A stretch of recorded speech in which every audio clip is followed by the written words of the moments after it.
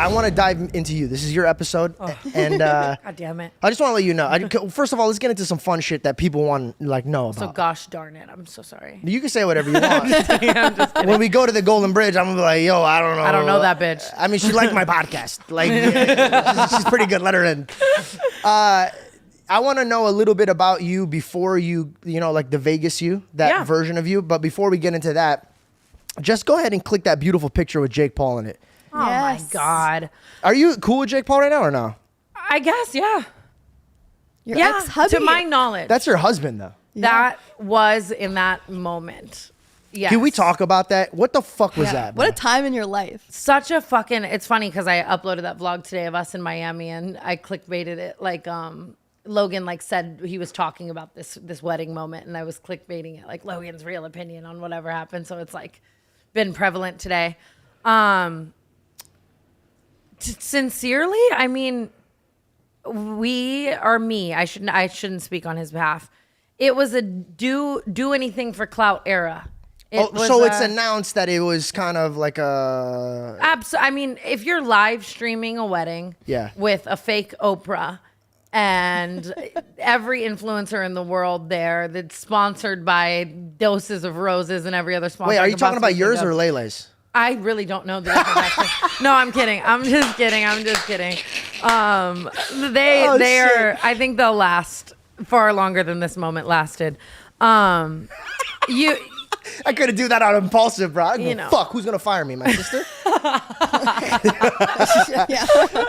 Dude, fuck you, by the way, because I didn't know that shit was fake. And I'm sitting next to Pam, and when the fight broke out, I tried to protect her and got punched straight in the fucking nose. And it's funny because right before that, like a couple weeks before everything, it was like talks of a PR stunt at the wedding were getting kind of flooded in the meetings, obviously, because people have meetings for real weddings, you know.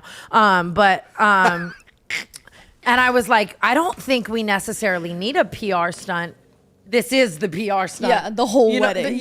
So the fight of it all was not my idea or cosign or anything. And Pam Stepnick's the best, dude. She's just, we love it. She's so supportive and awesome.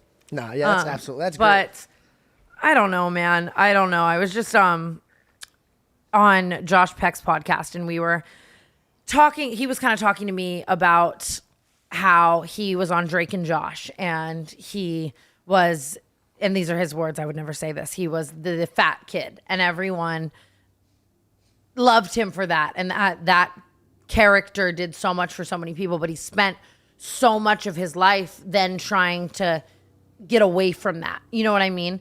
And I think that's something that kind of comes with fame and shit. And I'm sure you can attest to this with even something like Impulsive. You do major, massive things in your career that will forever be bullet points that people kind of talk about and bring up. And to me, this was now so long ago that I've processed it in every possible way that you could process it. You know what I mean? Like I cared about him so much and there was very much so real feelings there for me and stuff like that as well. But obviously if there were no cameras, would there have been a wedding? No. You know what I mean? Like that was a PR Wait, stunt. you guys were actually like... I'm not speaking about him in any... Okay, but you had feelings? Yeah, I for sure really cared about him. And you know what I mean? And, he's a great kid. He is. And I wish him like nothing but the best now. And it's been so long. And it's like, it's just, I know that it's something people will always bring up. But now I'm just kind of like, to me, that was just a day where something happened. And maybe a year where things happened and stuff like that. But I can now say that I've just like moved on from that like chapter and it's funny to look back at and it kind of goes in the bullet points of my career along with TanaCon and whatever the fuck else I'm sure you could throw in there, you know? It was like one of your greatest roles. You know? Oh my God.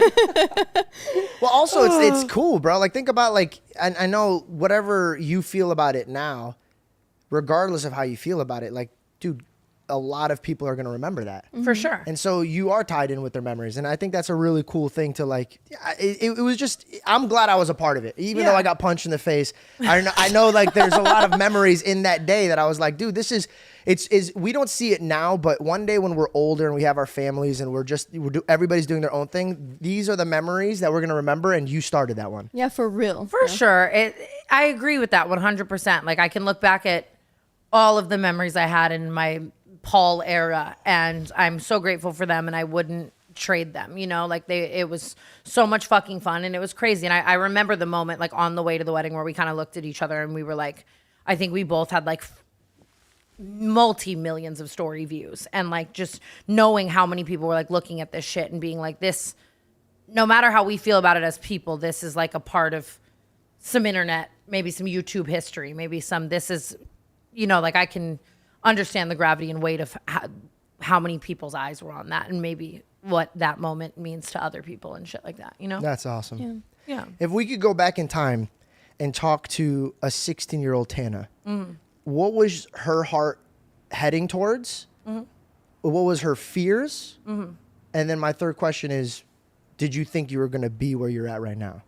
I guess just to answer the third one, absolutely not. I had no idea. I've always been a very take it day by day person. Like even today, I'm not thinking about tomorrow. I'm very in the moment. Like I am, you know, prepare for the future, all that fucking shit. But I mean, I like to really take things moment by moment. And what did you say? What were her fears and what were her? Yeah, what were your fears? Like I think at 16 years old, I think everyone's fear at 16 is kind of something you fear at your age now. Yeah. So what was it? Sure. What was it that was haunting your heart, that you were, you know, were scared of the future? I think that I very much knew that this was, I don't ever want to say like my one shot, but like that this was all I had. Like that, like what I was building and what I was doing and stuff like this was kind of my way out of a life that I really didn't want. So you know what I mean? I knew in that moment, like what was the this shot? All you got, I guess, to make a successful life for myself, maybe. Were you doing this at 16? Oh, I'm sorry. I didn't know that. What age did you start this whole like? I started vlogging at like 15 probably. Really? Wow. Yeah. And yeah, I just started to kind of notice that people might like it at like 16. What inspired you? So I think I grew up watching YouTube crazy, and I still am like, at heart, I will forever be a YouTube nerd. It is like who I am to the core. Even to this day, nothing will make me happier than making a vlog and posting it. It's the thing I'm the most passionate about and like love so fucking much. You know what I mean? So That's awesome. I grew up watching YouTube, and I was always just very obsessed with the idea of like, I loved Shane Dawson, I loved Jenna Marbles, I loved like Smosh, like all those OG like type of YouTubers. And I was obsessed with the idea that I could leave my life that I didn't like for 5 minutes of my day and engulf myself in someone else's and forget about all my problems and laugh with them. And I was obsessed with the idea of being able to do that for someone else, you know? I love that. Okay, so you were escaping your reality and helping others escape theirs. I guess, yeah.